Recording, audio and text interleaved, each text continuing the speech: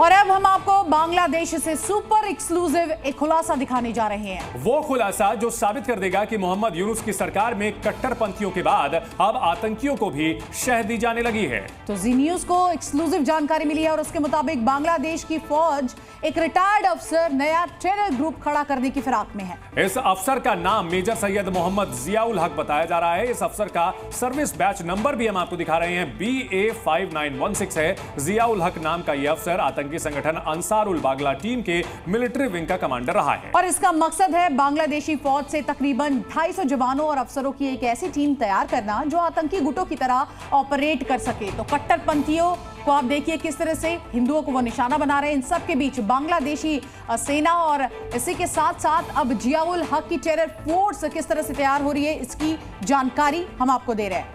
क्या है बांग्लादेश में बन रहे इस नए टेरर प्लान का पूरा ब्लूप्रिंट, इस रिटायर्ड ऑफिसर की कुंडली में कौन से राज छिपे हुए हैं और इस नई आतंकी साजिश का मकसद क्या है, हमारी अगली सुपर एक्सक्लूसिव रिपोर्ट में आपको दिखाते हैं।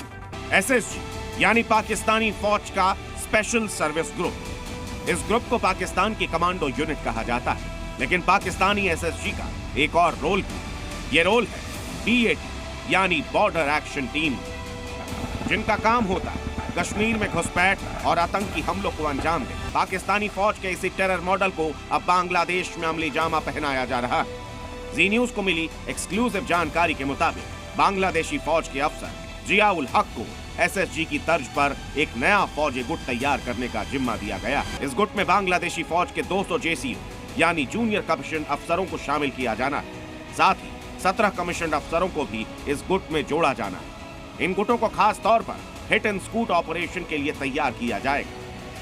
पाकिस्तानी आर्मी के मॉडल पर बांग्लादेशी फौज की यूनिट की तैयारी ये कुछ संगीन इशारे देता है। जिस तरह SSG कश्मीर बॉर्डर पर गले काटने की फिराक में रहती है, कुछ वैसी ही चुनौती अब भारत बांग्लादेश बॉर्डर पर तैयार की जा रही है। जिस तरह पाकिस्तानी SSG से आतंकियों को घुसपैठ में मदद मिलती है, उसी तर्ज पर बांग्लादेश बॉर्डर से भी आतंकी घुसपैठ का प्लान बनाया जा रहा है।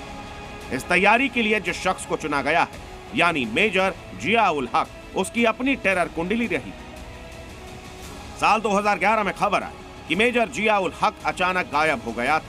बांग्लादेशी फौज ने जियाउल हक को भगोड़ा घोषित कर दिया, जिसके बाद खबर आई कि जियाउल हक अंसार अल बांग्ला टीम से जुड़ गया है। साल 2015 में बांग्लादेशी ब्लॉगर्स और बुद्धिजीवियों की हत्या में जियाउल हक का नाम सामने आया और 5 अगस्त के तख्ता पलट के बाद जियाउल हक एक बार फिर सार्वजनिक जीवन में उतर आया।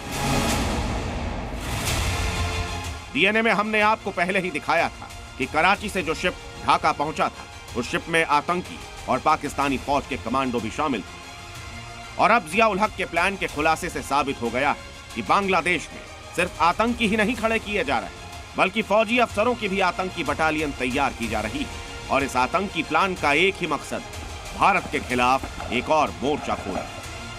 ब्यूरो रिपोर्ट, जी न्यूज।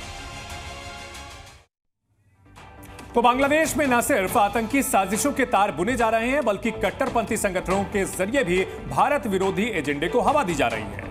तो बांग्लादेश का कट्टरपंथी संगठन जमात इस्लामी जल्द भारत बांग्लादेश की बॉर्डर की तरफ कूच करने वाला है। 30 दिसंबर को जमीयत इस्लामी का चीफ शकीकुर रहमान अपने कट्टरपंथियों के साथ ठाकुर गांव पहुंचेगा, जहां वो बड़ी रैली करेगा। ठाकुर गांव से सिलीगुड़ी यानी भारत के चिकन नेक कॉरिडोर की दूरी है महज 52 किलोमीटर। ठाकुर गांव वही जगह है जहां बांग्लादेश ने कुछ दिन पहले नई एयर स्ट्रिप बनाने का भी ऐलान किया था। तो बांग्लादेश में सत्ता परिवर्तन के बाद से ही लगातार भारत विरोधी एजेंडा तेज किया जा रहा है।